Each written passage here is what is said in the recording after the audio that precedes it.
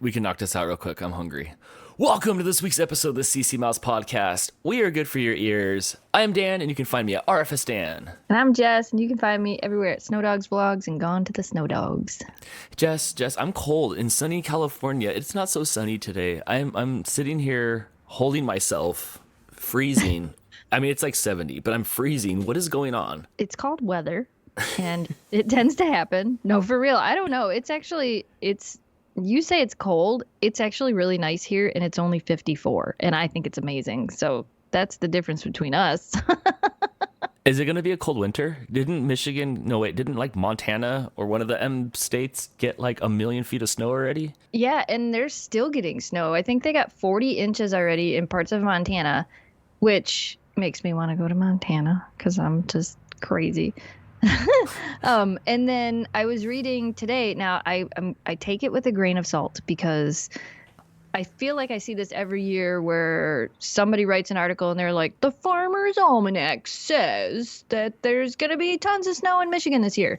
To me, it's like one of those things when the media says it's going to happen, it doesn't. Like there was supposed to be this amazing Northern Lights show this weekend, and it wasn't that amazing. They were out, but it wasn't that great. But it was all over the news. But yeah, the Farmer's Almanac or whatever is saying that we're supposed to have, I think it was average cold temperature, but above average amounts of snow. That's crazy. And I kind of believe it because it is way more chilly over here already than it has been the last few years. So it might be a cold winter. Could be true. Hey, I'll take it. I don't care. Oh, those Farmer's Almanacs. That was what I would get my dad when I was younger. For Christmas every year, I'd get him his Farmer's Almanac, and I don't know, I don't think he ever used it. I think he just put it on the shelf. But I would get him one of those things. There's this huge, thick book that would like tell you stuff. I think if you weren't a farmer, it didn't apply to you. And now like you look at the Weather Channel app, and it'll show you the sunrise and the sunset at what times. Before you would have to like look in the book at the date from last year and see what it was. Yeah, pretty much. Is it gonna be cold this year? I hope so. Like. There's the part of me, we have a lot of traveling that we're doing, so I'm like, I would like it to be decent until, I mean, it can be cold, but I don't want to get massive amounts of snow until after we get back from New York. Because, like, I don't know if you remember when we went to New York last year, we got hit with a snowstorm, and that was in November. And we got hit with that snowstorm where we got stuck on the highway for 4 hours or whatever it was, That's 17 right. miles from our hotel. Yeah. So I'm hoping that we don't run through a snowstorm on our way to or from New York, and we don't run into a snowstorm in Canada. But I mean, if we do, we do. It is what it is. We'll figure it out. It's gonna be too late in the year to not have a snowstorm. I know. That's the worst part about traveling this time of the year. It's like you just don't know. We could get 2 feet of snow and it could all melt the next day. We don't know. I'm excited. As all the years I've lived here in California, I've had snow about 4 times that it's been like significant amount of snow. When I say significant, like 2 inches of snow here, like enough that it closes down the whole town. And I might get one this year. I have to roll up the whole backyard. I have to roll up everything in the whole backyard to get one snowdan, but I can make a snowdan. So this might be the year of the snowdan. Or you could get on an airplane and come out here and make one. And fly to the epicenter, fly to ground zero. Heck yeah. When we were in the back of the Jeep, I was in the back of the Jeep, you and Jamie were up front, and you guys, we were fishtailing around on the freeway, and you guys weren't phased at all. And I'm holding on. My butt cheeks are clenched. I was holding on to my Tim Hortons in the back seat.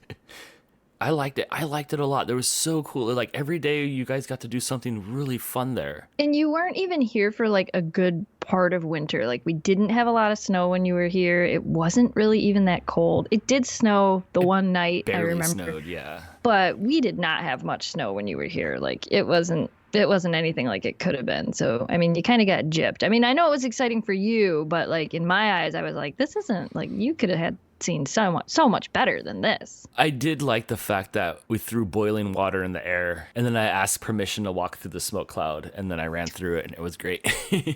I like that. And you shook a tree. I shook a tree, and all the snow went down my shirt. That was fun. It was. Those are some of my best videos. It was brought to my attention the other day that one of the videos that I made in 2009 of me mowing the lawn in the backyard has 60,000 views on it. What? It has more views than any other video I've made ever. And it's just me mowing the lawn with some maybe Japanese music playing behind it from when I was making videos for Ghosh. Because, like, you know, in Japan, he doesn't have a yard. So I'm like, dude, this is me mowing the lawn. So I set up the camera on the fence. I mowed the lawn and fast forward. At the end, I, like, flopped to the ground after mowing a bunch. And it was just, like, fast forward motion of me mowing the lawn in the backyard with music on it. And I guess it has 60,000 views. Huh. Well, somebody enjoyed it. There's got to be some sort of, like, lawn, like, people, like how people like feet. There's probably people that like cutting grass. There's a guy in my town that has a channel, and that's what they do. Yeah, some sort of grass tata or some sort of weird Grass tata. or some sort of weird parallel. So, Jess, we talk about SpeakPipe a lot. So let's just start off the show with answering questions from SpeakPipe. Good plan. If you guys want to leave us a message, go to speakpipe.com/ccmousePodcast, and we just may get to it. This one says it was sent to us a month ago, so there's a little delay. Sorry. All right, so this question is from Kristen. Kristen left us this message a month ago, and let's hear what she has to say. All right. Hi, Jess and Dan. I wanted to say I really love your podcast. It makes doing chores very much easier. And my question is, what was the first podcast you guys ever listened to? This one? You know, when we talked about podcasts, I knew you knew what a podcast was, but you did not. I think you didn't understand it at some point. I was trying to tell you it was like a radio show. Yeah, like I listen to, when I have time to sit down and listen to things, I listen to music nonstop. I don't really listen to podcasts much, which I don't know why, because I also, when I'm working and not listening to music, I have the TV on for background noise, which I feel like podcasts are a much better like solution for that. So the first actual podcast I ever listened to was David Dobrik and Jason Nash's Views podcast. Yes, and I think that's a lot of it is what kind of got you excited a little bit, because something you had already been attached to is now doing the podcast. Because before we talked about it, there wasn't anybody I could really show you to get into, and you didn't really kind of care. Yeah, it was like I knew people were doing it, and I knew it was a thing, but it wasn't. It's not that I didn't understand it. It just was. I just didn't listen to him. So I'm like, why would I do that if it's not something I even listen to? Yeah. So it's kind of fresh for you. I listen to a couple of different ones now. I still don't listen to that many, but I do listen to a couple of different ones. Are they dog-centric podcasts? There's one dog one that I listen to that I can't remember the name of it. It just shows up in my little list or something. Well, I listen to McCann Dogs. So that's a dog podcast. There's a new one that I just listened to one the other day, and actually Crystal might like it. It's called Into Thin Air. Ooh. And it's those like murdered, disappearing people things. I almost guarantee that she already listens to that. She's got her finger on the murder pulse, like out of control. Well, I know it's new, and I don't know if I think there was only so many episodes of it, and that was it. Like, I don't think there continues to be new ones because it was just one story. So it reminded me more of like a book. Okay. But there was that one that I listened to, and then there's a couple, but nothing that's like, oh my gosh, you should totally listen to this. My cousin's podcast I listen to once in a while. It doesn't make any sense to me, but I listen to it. But so you're relatively new to podcasts since we pretty much started the podcast. Yeah. I've been listening to the podcast since about 2009 or so, when Smodcast and Kevin Smith, they started doing all their podcasting stuff. I'm a really big Kevin Smith fan, so I've been listening to podcasts since then. Then the Rooster Teeth podcast came along, and I listened to that one a lot. That's probably my favorite podcast, is the Rooster Teeth podcast. I like them a lot. I like how they flow every week. I like how they talk about stuff, kind of like how we do here. So I've been listening to podcasts for a long, long time. All day long at work, I didn't have coworkers before I had this job at the bike shop, so it would just be in my ears. I would watch an episode of Game of Thrones since season 2. I would go to the Game of Thrones podcast and listen to them talk about the podcast. So the podcasts have been my friends in my ears for a lot of years. Yeah, see, it's still very, very new to me. It's just interesting how it's gaining traction. You know, after Joe Rogan started doing it and Adam Carolla started doing it, and actors and celebrities started seeing the value in it, it's really taken off and been in the mainstream over the last maybe like 2 to 3 years. Yeah, it's definitely something that we learned that last year, that there were only so many. It was like, now is the time to get in on it. And that was kind of like, I think when we went to that talk and then you were all excited about it, I think that was when my brain was like, well, maybe we should jump on this. Maybe we should try doing something. And why the heck not? We can do this. And then the numbers made sense. The numbers made sense. He said what, there was 500,000 YouTube. There was 500 million YouTube channels, but there was only 500,000 podcasts. Yeah, yeah. So I'm like, oh, this reminds me of early YouTube. And it's proven our podcast, it does really well. I don't know if it does well outside of our like core audience, but it does really, really well. I think it's growing. Yeah. Yeah, it is. I was looking at the numbers. It is growing. So thank you for listening. And thank you, Kristen, for leaving us a message on SpeakPipe. Yeah. Please go to speakpipe.com/ccmousepodcast and leave your message. It looks like we have a few more in here that we'll get to in probably like 2 more weeks. We promise we will eventually get to them. We promise. Yeah, or my SpeakPipe account will expire and then it'll be gone, and we'll be like, sorry guys. One of the two. Part of the problem we had was for a while, like nobody was leaving anything, and we're just like, and then we kept forgetting to check, and then we would get talking on topics, and we'd be an hour and so into it, and we'd be like, well, we can't do it now. We'll do it next week, and then we'd forget. So Jess, the water at my house is going to be off for 8 hours today. Starting now, I'm literally forced to drink my spit. I'm not sure what to do myself. I'm having a little bit of a panic, but then I'm like, well, I usually don't use water too much throughout the day. But now that I can't have it, I just want it. Yeah, I think that's usually what happens when you can't have something. When somebody's like, no, you can't have that, you're like, but now I want it. Now I really want it. I don't like baths at all. Like I'll go swimming, but I don't want a bath.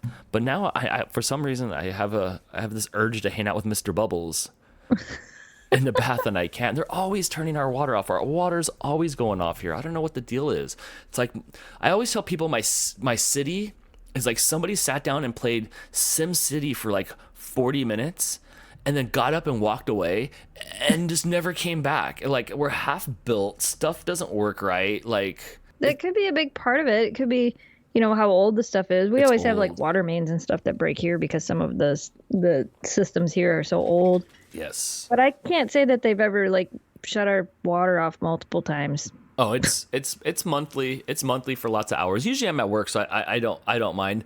But this side of town, the undergrounds is really, really old. So they've been replacing a lot of stuff that just can't take water pressure. It just can't take it no more. There was this one time a few years ago, and this has been going on for years. I've lived in this place for like well over 10 years, 12, 13 years here. And they've been shutting off the water since the first day I lived here. One time, so sometimes they don't even give you warning. If they only turn it off for a little bit, the guy will just like honk the horn and go up and down the street. And you might hear him in a little bit. Honk the horn and go up and down the street. And then you're like, what's going on? And then you're like, oh, okay, they're turning off the water.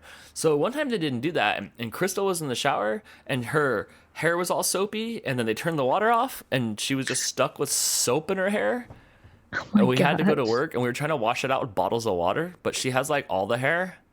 Yeah, right. Yeah, so it's always something. So today I'm gonna be here just, I guess, drinking my spit. Well, you do have White Claw, and that's water. I do. I have White Claws and I have Trulies here just in case something happens to my White Claws and I have to go to a backup claw. So you're right. I could just like wash my hands with them or like Yeah, why not? shower with it. It's just bubbly water. It's just you have to suffer. It's the toilet flushing that gets me. I have 2 bathrooms and I have 2 chances to flush the toilet. Yeah, see, if you would have known ahead of time, you could have prepared and filled up some buckets. Buckets. Yeah, don't you know how to do that? Tell me you know how to do that. I mean, like if I had a bucket of water, then I refilled the tank and then I flushed the tank again. Yeah. Oh, I didn't think about that. I have no preparedness. After we had a magnitude 7 earthquake a few months ago, Yeah. I barely got a 24 pack of water bottles over there, and I think 2 are missing already. So I really I am not prepared. Like, shouldn't that have scared me straight? The sky was falling. Like, I should have gone out there and gotten an earthquake preparedness kit or one of those, I don't know, some astronaut ice cream at least. So when I'm stuck and I don't have anything to eat, I could eat astronaut ice cream. A little bit of disaster preparedness. No, do you have disaster preparedness? We have stuff for if we lose power in the wintertime. Oh, you have a generator. We have a generator in case we lose power in the wintertime, because we have to keep the house heated. Right. We have a kerosene heater If we lose power, we can always turn the kerosene heater on. We can't. Yeah, we prepare for like stuff like that. Like I don't have a bunch of food. I mean, I have food. I have canned food and stuff in the cellar down here, but I don't have like a bunch of food in case or anything like that. No, But you just go hunting. You guys live out in hunting area. With me, I can't. I go hunt at the Taco Bell. right, Kira almost caught a squirrel this morning. Oh, good looking out. Well, I figured he would run because that's usually what they do. So I let her out the back door, and I'm like, oh, this is gonna be fun for her. She's gonna get to chase him all the way to the backyard. And I'm sitting there, and I'm like, dude, you better run, run, run. And then all of a sudden the squirrel's like, whoa, there's a dog. Oh. I'm like, oh, you must be new here. You're like, you don't know how this works. Yeah, run. Run. Always run. Always only run. So she almost caught him. And then she was staring up the tree looking at me like, my toy went up the tree. Oh man. Yeah. You got to keep her, and she's fast right now, right? Oh my gosh, she's so fast. It's crazy. Yeah, you got to keep her away from squirrel friend. Yeah. We have squirrels out here, but they're just so sad. That's because you live in the desert where everything goes to die. Oh, thanks. Somebody decided, let's build a city in the middle of a place with no water. This would be great. I thought, like, what is going on? Like, why are we out here in a place that there is no water? It's not even a good farming community, and we're a farming town. Right? It doesn't make sense to me. That is one thing that has always, like, not made sense to me. That and people that build houses on rivers that flood every year. I'm like, why do you live on the Mississippi River that floods every year and you build your house 10 feet from the river? It doesn't make any sense to me. It's like, could you just build it back a little bit or put it on stilts or like, this is going to happen, right? Yeah, no thanks. I don't want to do that. I'd be scared. Yeah. Man, I hope we have an earthquake when you come out here. You said that last time. You did have an earthquake when we were out there for VidCon, but we didn't feel it because we were too far away. You were so But close. we'll be in LA, so... We probably not. Everything's all settled back now. What do I know? What do I know? Why would I say that? Yeah, what are you, an earthquake detection machine? Yeah, I'm not an earthologist. Is that a thing? Is that what they're called? Earthologist? Yeah, like, I don't know. I didn't check Earth's Instagram. I don't know what it's feeling. I don't know what its mood is. Right? We got to put like a mood ring on a tree or something and see what color it changes? Did you ever wear a mood ring? Heck yeah. Did you? Heck yeah. Rings on my hands. I should send you a picture of the rings that I used to wear when I was in high school because I still have all of them. Really? You kept all your rings? I have all of them. They're in a drawer upstairs. I literally have all of them. And yes, I wore a lot of them. Oh, like multiple ones on finger? Did you look like Guy Fieri? Like you were just all ringed out? I had some really cool ones. I'm pretty sure I still have all of them. I had this really cool dragon ring that used to snag on everything because it was huge. Oh my gosh, was it made out of pewter? Yeah, of course it was. I had some of those. The 90s. I had some of those too. I had the wizard that was holding this little crystal ball, and looking back, I'm like, why did I wear that? But I would rock it on my finger, and I had a little snake that wrapped around my finger. I had a snake ring. I don't think I still have that one, but the snake ring I had went on my thumb. Oh, okay, I could see that. Well, that had to have been a tiny ring. Yeah. A shop in our mall called the Blue Moon Store, and they sold like incense and all the weird stuff, and they had like all the little pewter figurines. Yes. Just the title alone, I can just see the inside of that store. Yep, exactly. Right. Oh yeah. The tapestries and all the like colors and the hippie clothes and. Yeah, I had the ring that there was like 3 rings into one ring, and it would just slide on your finger and roll up your finger. What did I do with them? They were bad. Like, I don't know. I would wear them for a while and I'd lose them, or I'd snag them on something, or. Yeah, I'm really bad at snagging rings, which is really funny because I used to wear all of those rings, and then I don't know what it was. You get out of high school and you decide maybe I shouldn't be wearing all these. I think it was when I started working at McDonald's, and it was just such a pain because it was like I have to take the rings off every time I go to work. I could only wear like 1 or 2. Right. So you had to take them all off, and then you'd have to remember to put them all back on. But when Jamie and I moved in together and he got me the promise ring, it sticks way up off my finger, and I love it. I still wear it to this day. It's the only ring I wear. I don't even wear my wedding ring. I wear the promise ring still because it's my favorite. Right. But it sticks up off my hand and it snags on everything, and it drives me insane. To this day, every time I'm like, man, I should get a new ring. I should just get a new ring. And I know what ring I want. Like, I've told him the specific ring that I want. And I think one of these years we'll finally go and have it made. But I want like a gold band, like a white gold band with inset, so like it looks like more like a men's wedding band. So it's like a flat ring, but it has inset Yes. stones in it, so they set down in so they don't stick up. And I want to get one of each of the dog's colored stones in the ring. That's kind of cool. And then will you like not? I'll have like extra stones on each side. Like we'll do like cubic zirconias or whatever on each side. Oh, and so you can just start replacing extra them. stones so that we can start replacing them. Yeah, I've wanted to do that for years. And our local jewelry store here will make it for me. Like I've gone in and we just haven't done it yet. I think that would be good. I think that is really cool. And you wouldn't snag it anymore. That's the thing. You should just take it back and it's like, dude, I need a new promise, Jamie. Like I need a new promise, and this one can't snag. I cannot tell you how many times we've gotten online and looked at the rings and saved photos and been like, we want it like this. This would be really cool. And then we need like, a ruby and an emerald and whatever, for each of the dog's colors. And like we've done it, and then we just never go to the store and get it made. How do you pick the dog's colors from their month that they were born, like humans? No, I just pick based on whatever color I want all their stuff to be. Okay, that makes sense. You choose the colors. You feel the colors. Yeah, so I would use birthstone colors, because there's pretty much all the colors, but it's not like that's not going to be the month that they were born. Like Memphis is green, so she'd get an emerald, and Oakley was blue, so I'd probably do like a sapphire. And then Kira's is pink, Shelby's was purple, Shiloh's was red. So I'd have all those different colors on it. That's cool. I think that would look really pretty and super meaningful. Yeah. Then that's kind of like, we thought about doing it for our 15-year wedding anniversary. And then we just, like I said, we've looked at it. We've talked about it. We both want to do it. We just haven't. I don't wear rings anymore. I couldn't do it. I don't want anything in my hands. Too many stories of my friends' dads ripping off fingers, jumping off of boats like Jimmy Fallon style, and I don't want anything on my hands because I'm afraid that it's gonna rip off or something's gonna get caught, and then I'm gonna lose my accusing. I just don't want to lose my accusing finger if I can't point. Have you seen the new silicone rings that they make for men? Well, they make them for everybody, but there's multiple companies now that like promote these. One of them I think is called like the handyman's ring or something, but they're silicone rings, and they put colors in them. You can get them so like they look gold or they look white gold, or you can get them with all these different really cool colors or patterns in them, and they're for exactly what you said. It's for men who work with their hands constantly and have that fear of having a ring get snagged or get smashed and they're going to lose a finger. So instead it's a silicone ring, so if it gets snagged it'll just break. Does it feel like it's a iPhone case?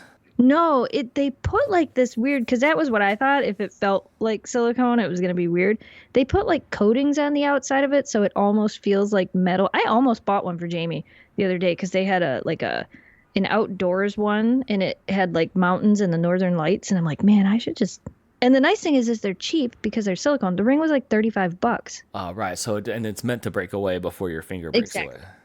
Yep. Or if you smash it, the ring's not going to smash on your finger and crush your finger and stuff like that. And, he's always out there working with his hands. And he has a really nice wedding band, but I'm like, maybe he would. I don't know if he would wear it. I don't know if he would ever take off his wedding band and not wear that, if he would wear a silicone ring. But I was going to buy it for him, and I'm like, this is so cool. But I don't know if he'd wear it. When my dad died, I got a bracelet, whatever gold bracelet that he had. And I wore it. And I would always snag it on stuff. And then I remember one time when I was working at NASA, I went to open the door, and it was one of those doors where the handle goes straight out and then hooks in a little bit. Right. So I opened the door, my bracelet went around the handle, and then I pushed the door open, and it just exploded everywhere. Boom. I'm like, ugh. So I'm on my hands and knees, I'm getting all the links and stuff, and then I finally just, I don't know, when I saw my sister the next time, she's like, whoa, that's pretty. I'm like, dude, please take it. Like, I'm just gonna destroy it.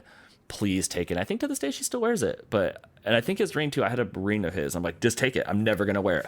All I'm gonna do is screw it up, rip my finger off. I broke the clasp on that bracelet like 3 times.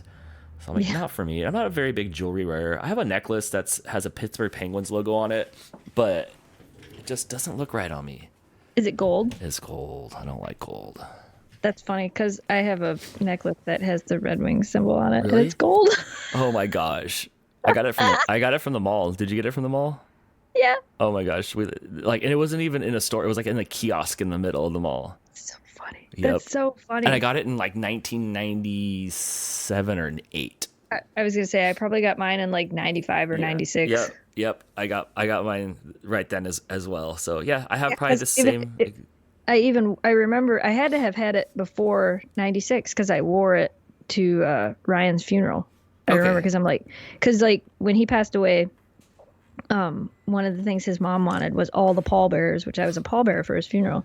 We all had to wear Red Wing stuff to carry when we carried the casket, which was actually really I know it's really sad, but it was really cool. So like I had this really cool Red Wings jacket and I had that necklace and I had something else. I don't think I wore the jersey. Somebody wore the jersey. Dan wore a jersey. Yeah, anyway, we all wore Red Wing stuff. Wow. And I remember, I know I had the necklace because I know I wore it then. So I must have bought it in like 95 or 96. Yeah, so we probably got it around the same time. I didn't know you can make funeral requests like that. I'm going to make people wear clown suits when they have to carry me. Oh, yeah. His mom had a lot of like requests for things when it came to his funeral. And like he had an actual funeral at a funeral home. Like there wasn't a big party, which there should have been. But one of the things was all the Red Wing stuff we had to wear. And then his mom had bought him a leather jacket. All he ever wanted was he wanted this genuine leather jacket. And his mom had bought it for him for Christmas. And she had put it in the closet. And he passed away November 26th. So he passed away a month before Christmas, but she'd already bought it. And my buddy Mike, which I was Mike's best girlfriend and Ryan was Mike's best guy friend, Mike got to wear the leather jacket. She actually brought it out and she's like, I want you to wear this. If you don't feel comfortable wearing it, I understand, but I want you to wear this. And he did. He wore it. He wore it the whole day. He wore that jacket, which I just thought was really cool. We played music. We had certain songs that had to be played during the funeral. We have to play this song and we want to play this song. So yeah, you can make all kinds of requests. I should get on that. I bet there's a website called I don't know. Planmyfuneral.com. Buryme.com. Yeah. Where I can put all my requests. I can pick my own music and playlists. I can pick my own food. Yeah, why not? Oh, it's like planning a wedding, but better. Yeah, Wait, sort of. I'm the guest of honor, but yet I don't get to go. Sort of. Right. Yeah, sort of. Oh, man. I got excited for a second until I realized that after I planned it, I'm not going to be able to enjoy it. Oh, my gosh, Dan. Speaking of enjoying things, tell me about what is going on your billboards in Detroit.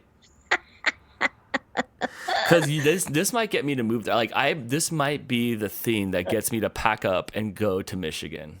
So I was scrolling through Facebook this morning, not long after I woke up, and I was feeding the dogs, and I'm going through Facebook, and I've got all these news things that I follow, and one of the news articles said something about there was a billboard near Auburn Hills, which isn't that far from Detroit. And apparently in the middle of the night last night, they don't know for how long. And because only a few people reported it, even though a lot of people drove by it. So they don't know how long it was playing. They don't know how it happened, but there's a digital billboard down there that instead of playing the digital ad that says, hey, come to McDonald's for breakfast, it said, hey, watch this video of porn on while you're driving down I-75. There's naked ladies on a billboard. And not like naked ladies come to a strip club naked ladies. It was porn. It was straight up bad. It was, yeah. One guy in one of the articles said something about, I was so distracted by what I saw, I almost crashed my car. It must have been his subcategory. It just so happened that my favorite subcategory was on, and I almost crashed. How does that happen? I'd go nuts. I'd be honking the horn. So I have a few theories, but I don't know. Because a lot of those things, you program them and then the ads play on there. And some of them are motion ads. Some of them are just a static ad, but they're digital. So they change every few seconds. Yeah. So did somebody just put the wrong SD card in the thing and now it's playing porn? Or did somebody was it done on purpose? Yes. That's all my questions now. No. Did somebody do this on purpose? Yes. Was this an accident? No. I think it was purpose. Yes. Nobody has. Where do you store your pornographic SD card? Because I don't have one. Yeah, I don't have one either. That was done deliberately. Yeah. Yeah. It's great. I'd be driving down the street and then I'd look at the billboard and I'd be like, I'll have what that billboard's having. So now we have to watch out. Now we have to watch out for billboards, for billboard nip slips. I'm in. Is it going to make people? I was reading some of the comments on that article. Some of the people were talking about how this is their great angle. Even though somebody just did this. Come on, man. Somebody's messing around. Like somebody did this. Somebody tried to say that now it was an attention-getting scam to make sure that we all look at billboards again. I could just see the billboard shareholders meeting. Look, guys, words are down, porn is up. How do we get people to look at our billboards now? And then they're like, "Sir, can we just slip a video into one of our billboards?" And I'm like, that's the stuff. I highly doubt that there was some that's hilarious that somebody would comment that on Facebook.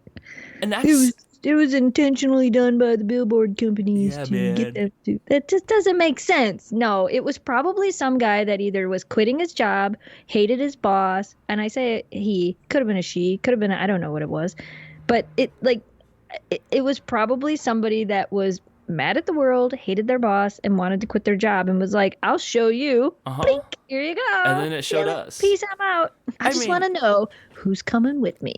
Apparently, everybody on the freeway. It could have been an easy mistake, and let me tell you why. Flashback 3 years ago at my bike shop. And those of you guys that have seen the inside of the bike shop, you know that there's like an 80-inch television screen hanging in there. Back in the day, I had DirecTV or Dish Network. I think it was Dish Network. And they were doing free weekend of Showtime. Oh, yeah. The new Spider-Man movie is what they were premiering. My bike shop closes at 7. The Spider-Man movie started at like 8:30 or so. I set the DVR to record till 10 o'clock when the movie ends. No problem. I come in the next day. I'm excited. I hit play on the DVR. We watch Spider-Man. I'm helping customers out. Spider-Man's on the TV. Kids can like watch or do whatever they want to do. And then the movie ends about 9:40. Maybe like 9:45, the credits roll. And my DVR goes till 10 o'clock. So what's going on in that extra 15 minutes? I look over at the screen and I hear like noises. And I look over and it's just super like exactly what you think it is, all over the television. I have to run because that's what came on afterwards. I had to run over. I was jumping over couches. I was jumping over scooters to try to get to the DVR to hit stop because there was a bunch of pornographic stuff playing on our television from whatever came on at night after Spider-Man. So it happened. It could happen to you. It happened to me. Yeah, I mean, I guess it could have been an accident, but I have a feeling it wasn't on purpose. Will you look at billboards now a little bit more closely when you're driving? No, probably not. I know, me neither. Would you be up in arms? Like, would you be mad? Would you file complaints and stuff like that if your children were there and like it was bad? I'm not easily offended, so I probably would find it pretty funny. I would probably want to film it to show other people and be like, "Oh my God, you're never going to believe what happened." But I would also probably try to let somebody know. Because my thought after that would be like you just said, what about people's kids? Well, yeah, so kids probably shouldn't see that. I mean, so I'd probably like film it first and then be like, okay, who do we contact? Because a lot of them have like the numbers at the bottom. You know, it says who owns the billboards or whatever. Yes. But I don't know. It depends. You know, like if we were just driving by and we caught a glimpse of it, I'm not going to turn around. Yeah. You know, I'm not going to like turn the car around. We got to see this. No, we're just going to keep going. Kids shouldn't be watching billboards anyway. According to the FCC, your billboards aren't for kids. Right. I guess it was like in the middle of the night too, so not a ton of people probably saw it. I don't know. It was on 75 by Auburn Hills, so there's a lot of people that go down that road. It's just like a drive-in movie. I'd pull over and be like, dude, this town's got the greatest drive-ins. And it's free! And it's free! Who's got the clicker? Is that what you guys call it? Is that what you guys call the remote control of the television? No, I call it a moat. A moat? Yeah. I always just call it the TV controller. Crystal calls it the clicker because it used to make the click noises when you'd push the button. It's click, click, click, click, click. I've always shortened it, and it's just a moat. Give me the Who's moat. got the moat? Where's the moat? Oh, I never heard it called that before. Yeah, that's always what I say. I don't know why. So, Jess, we did that live show last night. It was almost 3 hours long. Oh, my God. At one point, we had over 200 people watching it at the same time. The For chat those of room. you that may not know, it was on our YouTube channel, youtube.com/ccmousepodcast. Yes. So far, we don't have like a permanent schedule when we go live, but we've been doing it about once a month now. But the chat room and this is the first time I've been with so many live people at once, that chat room was unmanageable. So if we didn't get to your questions, I'm sorry. We'll try better, but it was going so fast. It was like a ticker. Yeah, it was pretty crazy. There was like, well, we would like get talking on a topic and then, you'd look back at the chat and you'd be like, oh my gosh, 50 people have commented and now we're trying to like backtrack. And it is definitely overwhelming. And I hope that people understand when we do live streams like that we can't, it's impossible to answer everything. It's why I always have such a hard time doing them on the dogs channel, is because I'll do a live stream, I'll miss a bunch of questions, and then I have people message me that then they're mad at me because I missed their questions. And it's like, when you're in that situation and you have comments coming in and coming in and coming in and you're trying to talk, you can't constantly answer the questions because it doesn't flow well. So I think we managed it pretty well, but I do think you're right. I think to continue doing it, if they're going to have that many people watching, we might need help. Yes, I think we're going to need one more person to moderate the chat and audibly tell us questions that you pick out, because it was getting crazy. I do want to address people's questions and I do want to be there to listen to what they have to say. On my screen, there was 3.5 inches I had to look at everything for, because I have the command center here. I'm setting up the stream. I'm hosting it here. So I could barely read about 3 comments at a time before it's just going and going and going and going. But you know what? It was so much fun. It was. And I think, another solution that we've kind of talked about is, like, if we start the Patreon, we could do private live streams for like whatever, like a $5 Patreon or whatever, and like do one of those once a month. And that would be more of where we're actually answering people's questions instead of just trying to talk about topics and do a live show. And like, I don't know if it's something we're going to do, but it's something we've kind of talked about. So you guys will have to let us know if that's something you would be interested in supporting the podcast in that way. And maybe we'll start doing that, and then we'll be able to do like, once a month live streams on there. I don't know. Yeah, definitely need more moderators. So we need more moderators. You know what was kind of charming though is we've been doing this for like 6-7 months now, and for the first few live streams, or like when you come to my live stream, all the hardcore people that follow you got their questions answered because we had such a little community again. Yeah. And then that lasted like 3 live streams, and now it's just out of control. But for a while it was quaint. Yeah. But how much fun we had. We played Mario Kart. That was great. Yeah, we did. That was fun. That was a lot of fun. So yeah, go to our YouTube channel, subscribe, so that way you don't miss out on our live streams, because I want to do this again. Yeah, it was fun. I really enjoyed it. It's, and it's as stressful as it is because we're working and we've got so much. It's kind of, I don't know, relaxing in a way. The live streams are fun for me. Yes. Yeah.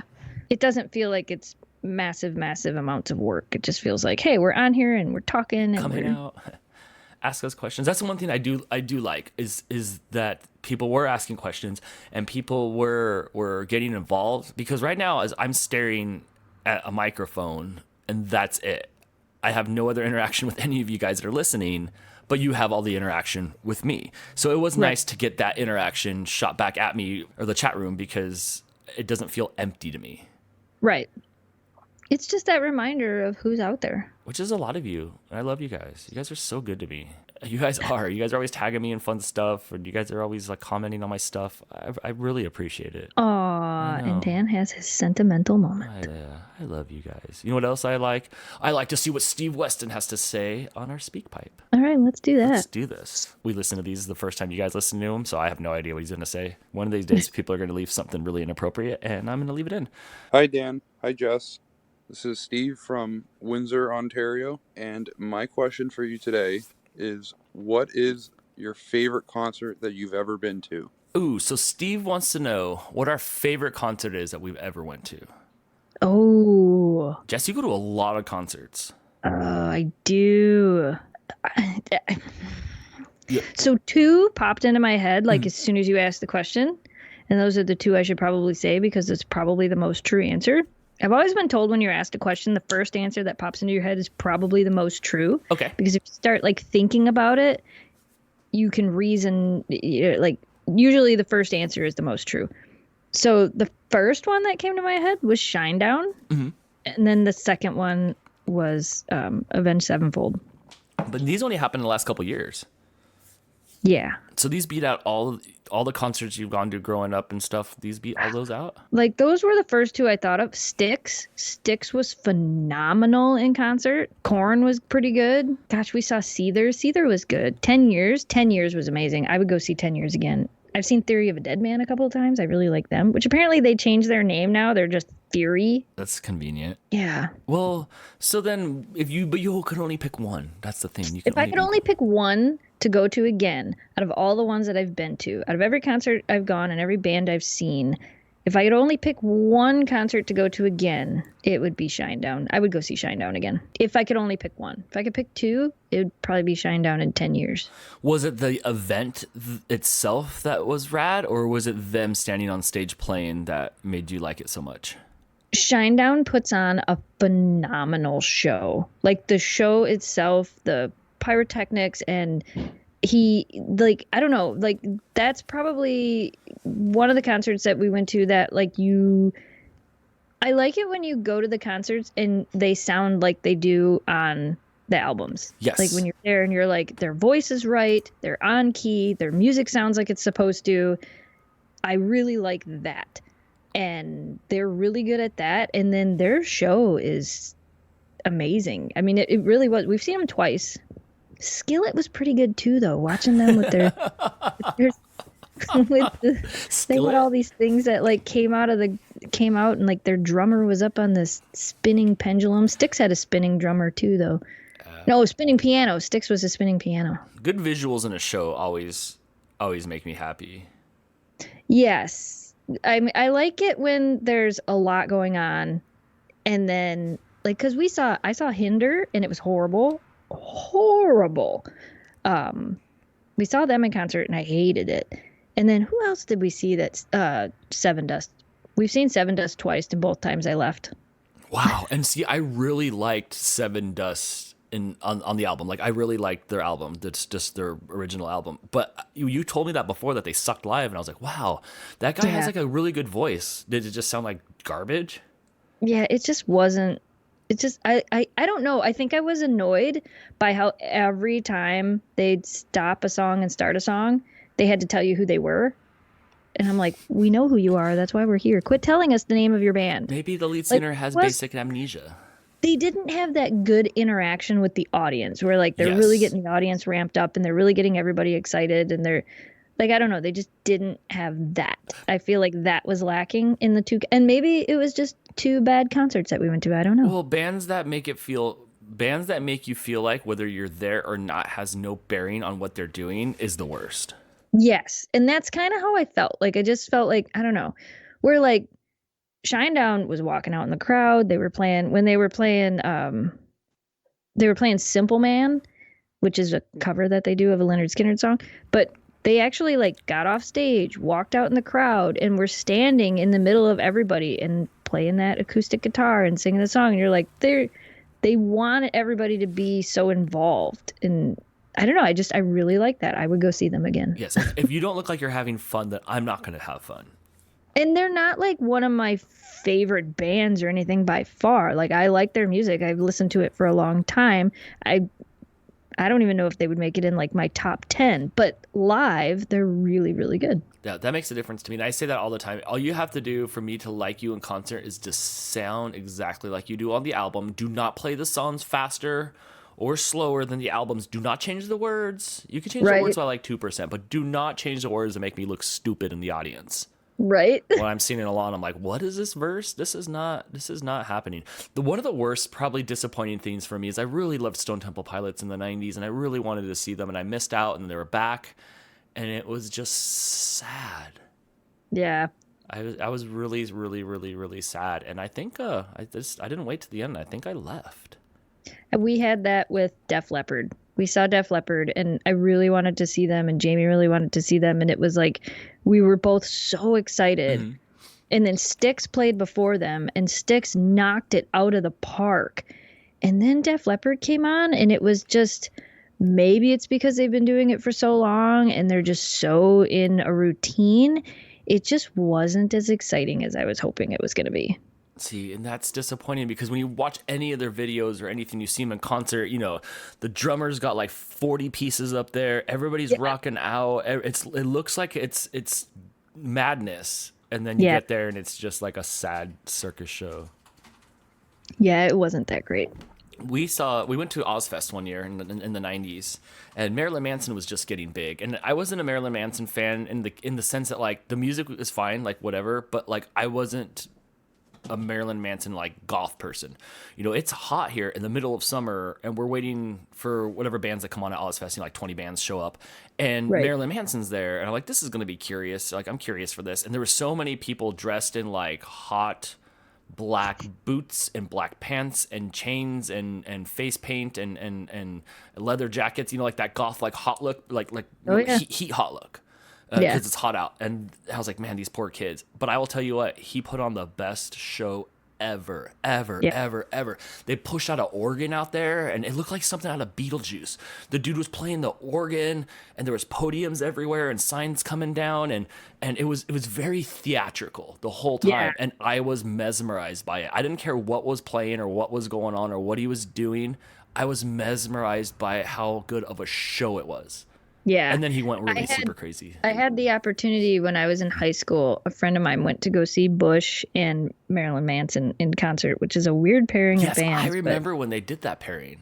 Yeah. And my mom wouldn't let me go. And I was so disappointed because I'm like, because I loved Bush and I loved Marilyn Manson. And like my dad listened to Marilyn Manson. So it was like, come on, guys should let me go. But we lived up here and the concert was in Detroit and I was going with a friend of mine. So it was like we had to go to Detroit. And I think that was the no. No, you're not going to Detroit by yourself. Yeah, you missed it. It was good. I saw Bush 4 or 5 years ago, and Bush sounds exactly like they do on the album. Still, all those years later, you would have loved it. It sounded exactly the same.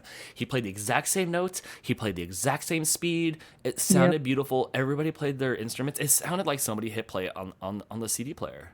Right. Yeah. See, I like that. Mm-hmm. Bush was really good, but I was really super impressed by Marilyn Manson. Really impressed. Whether like their music's all right, whatever. I didn't care about that. I was just like, oh my gosh, all these other metal bands are just up there on stage, just standing there, and they were running around doing crazy stuff, and I liked it. But probably to answer the question, probably my favorite concert is the first one that comes to mind. It's the first one I ever really went to, and it was Soundgarden. I went and saw Soundgarden at the amphitheater at Universal Studios, and it was my first concert. I loved Soundgarden so much. They didn't put on a very good theatrical show, but it was the 90s and Chris Cornell's voice was on point and it was crazy. It was just, I've just never been in a concert situation. I got beers snuck to me. So I had a beer. I was barely like 18. I had a beer. I may or may not have smooched a girl that I met there. I like, it was just like, it was like perfect. And it was like, and I didn't know what to expect because it was my first concert. And so when I look back, that's probably the one that is my favorite concert. That's a pretty good first concert to go to. I mean, I never got to see them. That would have been amazing. It was good. Our first concert we ever went to was Disturbed. It was Disturbed, Spineshank, Nothing Face, and Mudvayne. Wow, so that was still late 90s. Yeah. Yep. Wow, we lived in Arizona. We had to drive to Phoenix to go to this little tiny theater, and it was before Disturbed was like Disturbed, like before they were the band that they are today. And Disturbed was the headliner, and all the other bands were opening. I mean, even Mudvayne wasn't as big as they are now, and it was disappointing. Disturbed was probably the worst concert I ever saw. Like, everybody else was great, but I watched the lead singer of Disturbed, and he moves so fluidly, like a ballerina. And you've heard Disturbed. Mm-hmm. He shouldn't look like that when he's moving. Right. So, like, he's singing songs, and you're just like, I was so distracted by the movement of this man's body that I could not think of anything else. I'm like, why do you look like a ballerina? And it just doesn't work. Was that a deal breaker? Did you just turn your back to the stage and try to enjoy the music? It was so weird. Like, it was so, I'll never forget that. Like, it was so weird. He just floated. He literally just floated. Is that what he still does? Is that gone now? I don't know. I haven't watched videos of him live in concert, but that was the first concert we went to, and then the second concert we went to ever, because we experienced our first two when we lived in Arizona. I don't know if Jamie had gone to concerts before that, but it was the first two we'd experienced together. There was a radio station out there called KFMA, and they used to do KFMA days, and it was down in Tucson, and they had a big field, and they had a bunch of bands that would come and play in this field, and Kitty was there. It was Kitty. I loved Kitty. Yeah. Everclear, Long Beach Dub All Stars, which was the remaining members of Sublime, Cypress Hill. Oh my gosh, what the heck was Kitty doing there then for all this stuff? It was in Kitty's really early days, and Kitty was the first band that played, and it was when they were just starting to get radio play and getting popular. Dang, I don't remember who else was there. I feel like I'm missing somebody else that was there, but it was Cypress Hill was the last band that played. It was pretty cool. That was pretty cool. The only thing I didn't like was it was outside in the desert and it was hot. That sounds like out here. I did go to a very cliche concert. I went and saw Kiss at the Forum. Really? Yeah, Kiss at the Forum in LA. And I will tell you what, and this was like in the late 90s, so they had already, they're old. Right. The performance was amazing. The guy played the guitar. He lit the guitar on fire.